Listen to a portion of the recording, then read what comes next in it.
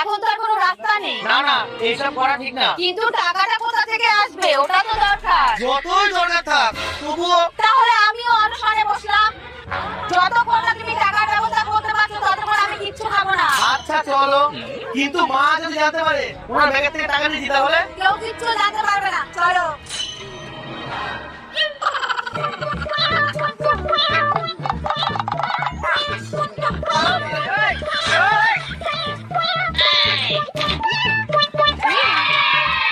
এই আমরা পুরী সমুদ্রে গিয়ে খুব মজা করবো।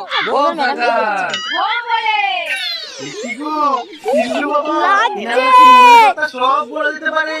এদেরকে এক্ষুনি আসতে হলো। আরে টিল্লু বাবা, আসুন আসুন, বসুন। এ বাবা কিল্লু, আমার কত সৌভাগ্য, আপনারা আমার বাড়িতে এসেছেন।